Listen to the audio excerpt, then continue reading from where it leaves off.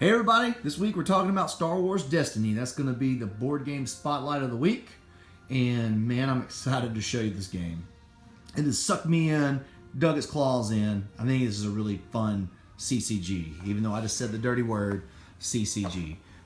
It's a really cool idea of dice being attached to player cards, and then also deck building and optimization based off of how you want to move forward. Okay, so what I have here in front of you is the straight up starter decks with the Kylo and the Rey straight up $12.95 once they're in stock. Standard what comes in the starter decks. So in the starter decks, you've got 9 dice. You've got the tokens. You've got the 2 standard characters for each. You got Finn and Rey on the Force side. You've got a First Order Stormtrooper and Kylo Ren over here on the Empire. So then you've also got your hand of cards that you'll be playing that have events, like block here. You've got upgrade abilities. You've got support cards. And you've got, where is upgrade weapons. So when you're playing, you'll see here, everything's driven off of a resource system. These are our resources. You start each round with 2, and then there's different ways, different cards that you play, and different times that the dice rolls happen that you can get more resources. The way you win is if you either obviously knock out the other player's main characters, or you deck them. So if they get completely out of no draw cards and no cards in hand, they lose. So there's a bunch of different combinations that you can do to get that rolling. And there's other things that come out. So quickly, I'm going to show you a couple things. I think what makes this interesting, this is an action for action type of situation. So on my turn, everything you do is an action. So I might say, all right, I am going to activate Kylo Ren. I would activate him, roll his dice. These are my results. I've got a 1 melee damage and a 1 resource.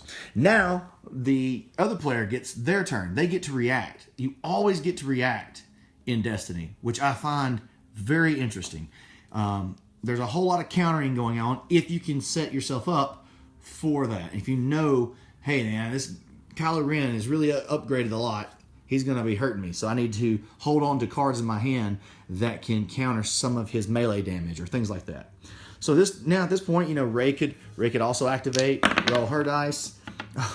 This is how I normally roll dice, by the way. Those are blanks and worth absolutely nothing. So you're going to have a hand of 5 cards.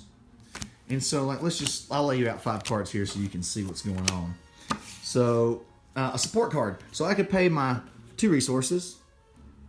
And my next action might be, I want to play Power of the Dark Side, which that allows you to exhaust the support to reroll 1 dice. If you roll a blank, it is 2 unblockable damage. Well, that's really good on the Stormtrooper because 2 of his dice results, this little menu here is your dice results that match your die, are blanks. So it's like insta smash. It's really great. Other things that can happen here. So like you can, here on the Empire side, let me show you a couple of cards. So I can get a TIE Fighter out. It costs 3 resources to get, but then you also have that die you can activate. They have infantry grenades, really awesome. It has a die. A lot of times they have special abilities, and you have to roll the special ability die side. That would be that one. And then you can execute, if you like, their special ability.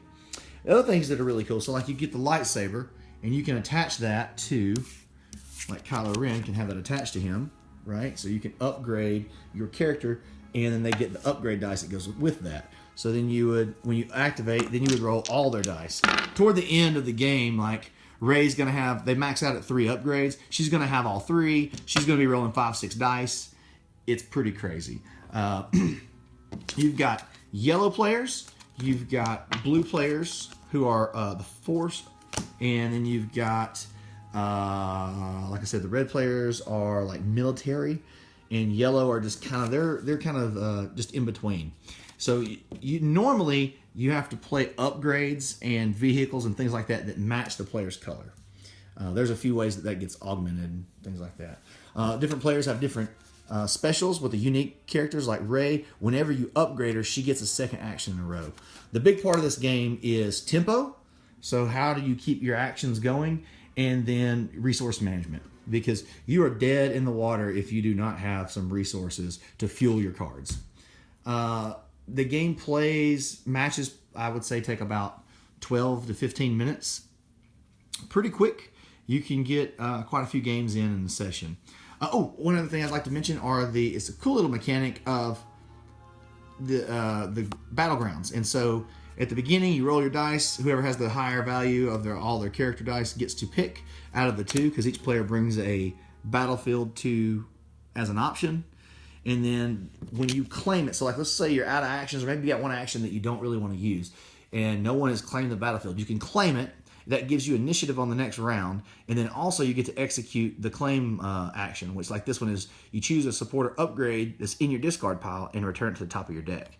So if you played a really powerful card last time, or it got discarded for some reason, you can get it back into your deck. And because getting out of cards will make you lose the game, it's a great way. So you're going to optimize your deck if you get into the buying boosters and things like that.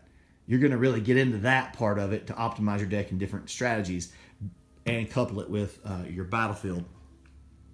Dice, super high quality. Those look like stickers. They're not. They're actually like melted into the part of the die. It is not a sticker at all.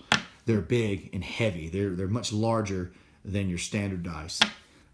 They're bright and colorful, and man, it's a great setup as any good FFG game would be. Comes with actions and symbols and all the information that you need. It's very simple, I would say. Even if you didn't want to get sucked into the CCG hole, getting these starters I would recommend getting the starters and just playing that. I think it's worth that just to get the starters and just play that if you never buy any booster packs at all.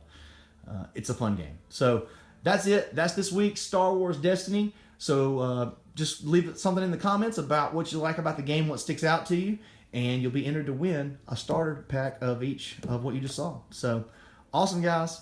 Thanks. Talk to you next time. This is Board Game Spotlight. James out.